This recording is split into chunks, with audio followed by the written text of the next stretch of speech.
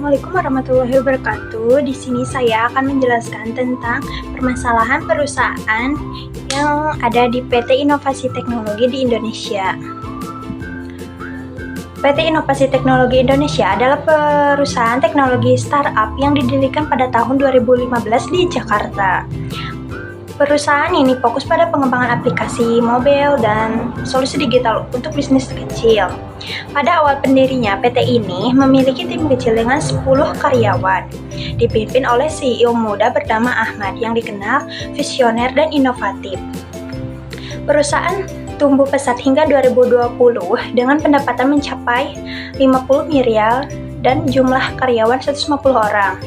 Namun, pada tahun 2021, PT IT menghadapi krisis internal yang mengancam kelangsungan bisnisnya.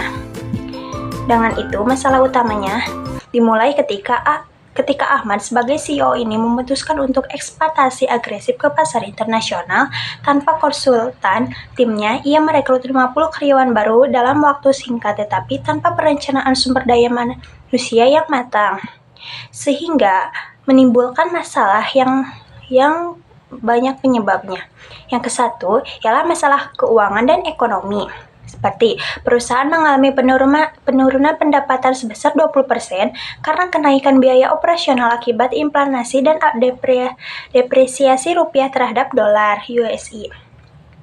Inisiatif membeli perangkat keras impor seperti servers dan perangkat lunak dari vendor internasional, yang dampaknya bermanfaat dalam mempertahankan margin dan keuntungan yang tertunda pada proyek pengembangan aplikasi untuk klien korporat.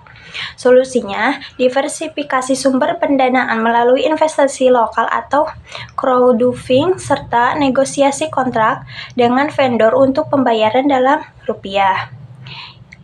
Selanjutnya, tantangan sumber daya manusia, seperti merekrut talenta IT berkualitas karena ketatnya persaingan dengan startup teknologi seperti Gojek dan Tokopedia yang sedang booming.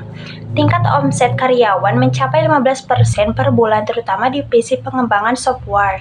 Dampaknya, proyek tertunda seperti pengembangan aplikasi Cameron karena kekurangan tenaga ahli dalam bahasa program seperti Java atau Python. Solusinya juga bisa meningkatkan program pelatihan internal, menawarkan insentif seperti bonus saham, atau mengundang investasi untuk program magang.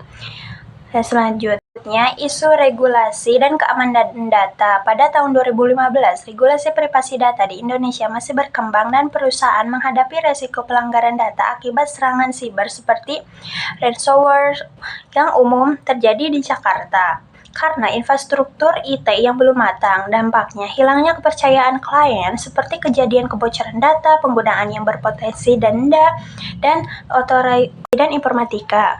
Solusi potensialnya penerapan standar keamanan seperti ISO 27001 serta audit rutin untuk mematuhi UU TI, Undang-Undang Informasi dan Transaksi Elektronik. Yang selanjutnya, persaingan pasar dan inovasi. Munculnya persaingan baru yang menawarkan solusi berbasis cloud lebih murah menyebabkan PT Inovasi Teknologi ini kehilangan pangsa pasar di segmen startup kecil. Dampaknya penurunan jumlah proyek baru dengan fokusnya utama hanya pada klien besar seperti bank atau pemerintah. Inovasi produk dengan strategi AI awal seperti chatbot sederhana atau ekspantasi ke pasar regional di luar Jakarta. Analisisnya bisa mengatasi krisis di PT IT ini, yaitu teori kepemimpinan. Ahmad menunjukkan gaya kepemimpinan otoritaris di mana keputusan diambil sendiri tanpa partisipasi tim. Ini bertentangan dengan teori kepemimpinan partisipasi oleh Lewin yang mendorong keterlibatan karyawan untuk meningkatkan komitmen. Terus, teori struktur organisasi, struktur data yang awalnya cocok untuk startup menjadi tidak efektif saat perusahaan tumbuh menurut teori kontingensi oleh Bruns dan Stalkers. Perusahaan yang tumbuh perlu struktur lebih hierarkis untuk mengelola kompleksitas. Manajemen sumber daya alam, rekrutmen cepat tanpa pelatihan menyebabkan sistematik keterampilan teori motivasi Herzeber menjelaskan bahwa faktor higienis seperti komunikasi yang buruk menyebabkan ketidakpuasan, sementara faktor motivator seperti pengakuan hilang, ekspektasi tanpa perencanaan mirip dengan model perubahan Lewin, di mana fase unfresh mencairkan status quo dilakukan terlalu cepat tanpa persiapan. Solusinya, Ahmad harus beralih ke gaya komunikasi kepemimpinan transformasional, melibatkan tim dan mengambil keputusan dan memberikan pelatihan dan kepemimpinan. Implementasi teknologi manajemen menggunakan software seperti ERP atau Interest Resource Planning untuk monitor proyek dan komunikasi real tim.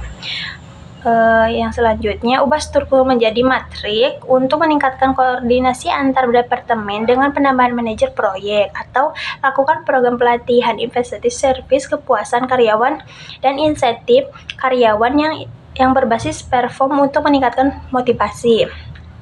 Kesimpulan yang diambil dari PT IT ini ialah PT IT ini berhasil pulih pada tahun 2022 dengan menerapkan rekomendasi meningkatkan produktivitas sebesar 40% dan mengurangi turnover menjadi 10%. Kasus ini menunjukkan bahwa manajemen organisasi yang efektif memerlukan keseimbangan antara motivasi dan stabilitas. Pelajaran yang diambilnya adalah kepemimpinan yang adaptif, struktur yang sesuai dengan ukuran organisasi, dan fokus pada sumber daya manusia adalah kunci keberhasilan jangka panjang. Untuk organisasi lain, hindari ekspektasi impulsif dan prioritaskan komunikasi yang internal. Sekian dari saya. Mohon maaf bila ada kesalahan. Wassalamualaikum warahmatullahi wabarakatuh.